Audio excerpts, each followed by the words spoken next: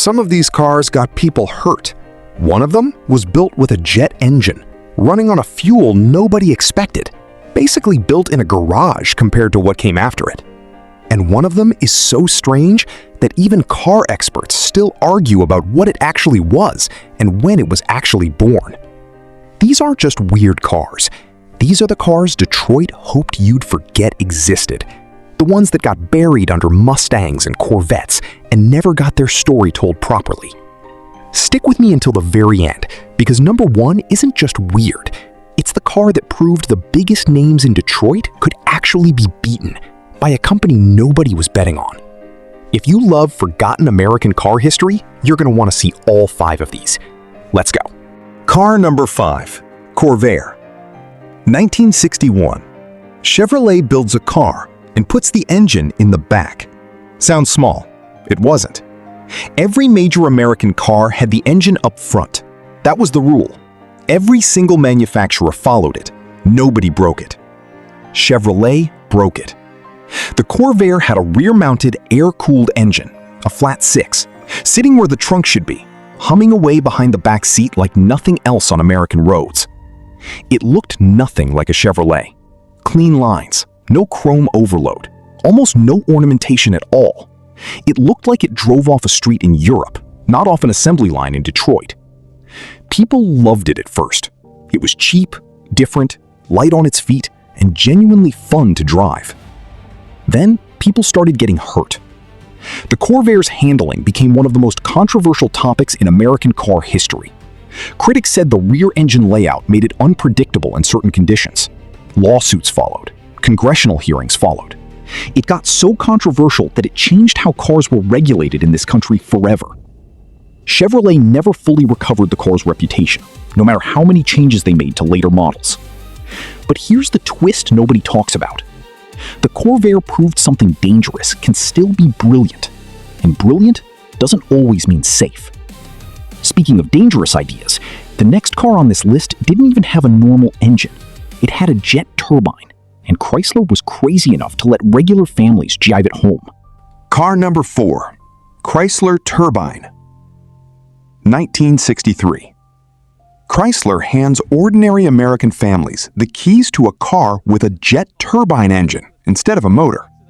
Not a concept car sitting behind velvet ropes, not a prototype rolled out for one photo and hidden away forever. Real families, real driveways, real school runs and grocery trips and long summer road trips, all powered by something closer to aircraft technology than anything on a used car lot. Air comes in, fuel ignites. The resulting gases spin a turbine, exactly like something bolted to the wing of an airplane, except this one was bolted under a hood. Chrysler painted the entire fleet a deep, unmistakable copper color, so you couldn't miss one pulling up next to you at a red light. It ran smoother than anything else on the road. No piston vibration, no rattling, just a high-pitched whine, like a small plane taxiing down your street at rush hour.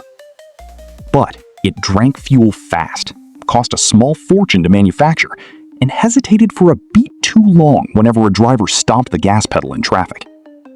Chrysler eventually pulled the plug and crushed almost every single unit that came back from testing. For one strange, brief decade, gasoline nearly lost to jet fuel on American streets, and almost nobody driving today even knows it happened. But if you think that's the strangest thing Detroit tried in the 60s, wait until you see what a dying car company built just to survive one more year. Car number 3, Studebaker Avanti.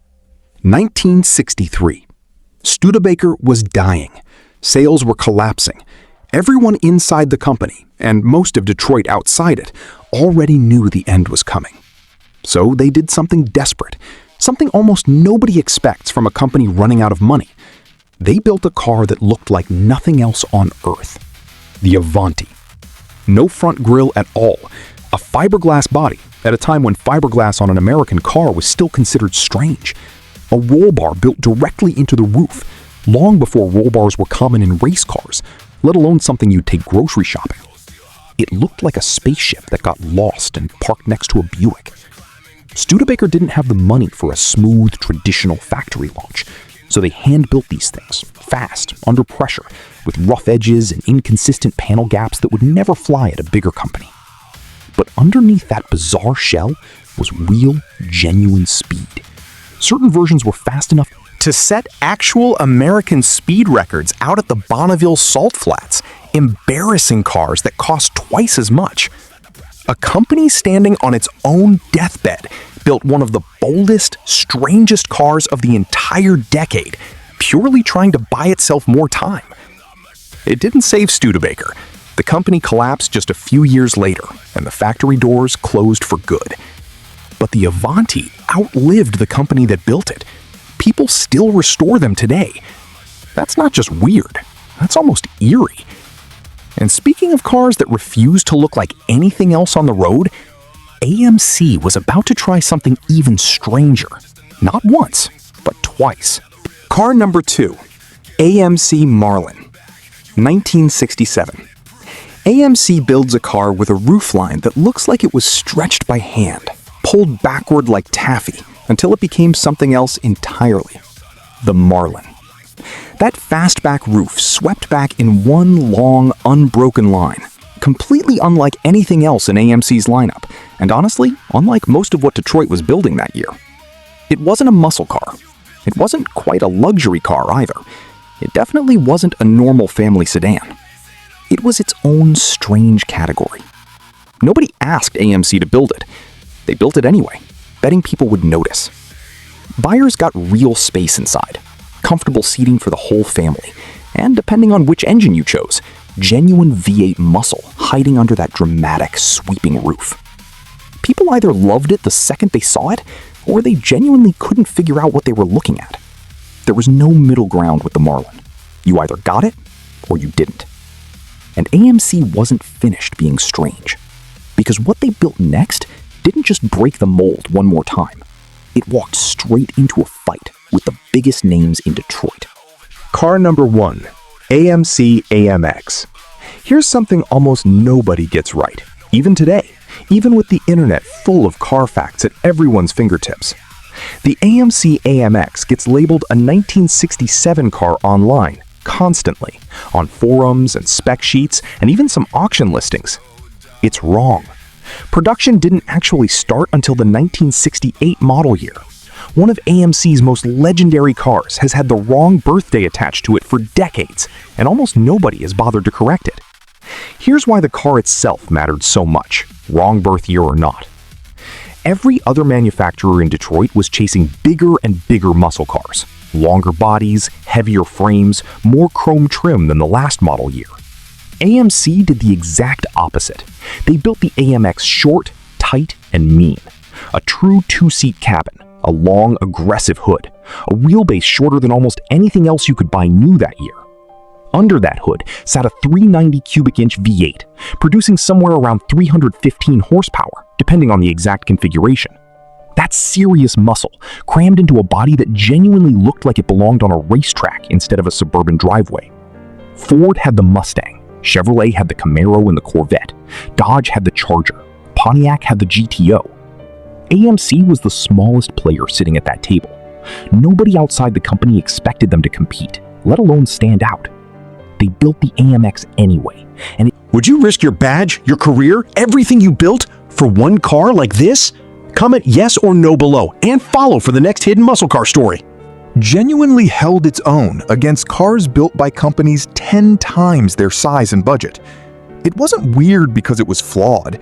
It wasn't weird because it didn't work. It was weird because a company nobody was betting on built something that could actually win. So here's my question for you. Out of these 5 cars, which one would you actually trust to drive every single day? And which one would honestly scare you too much to even start the engine? Drop your answer down in the comments. I read every single one, and I'll pin my favorite answer to this video. Because here's the thing. Detroit built thousands of forgettable cars in the 60s. Cars nobody talks about anymore. But these 5 refused to disappear, even when the companies behind some of them didn't survive. That's what makes them worth remembering. If this kind of forgotten American car history is exactly your thing, hit subscribe right now. Because next time, we're covering the car General Motors tried to bury completely and almost succeeded. See you in the next one.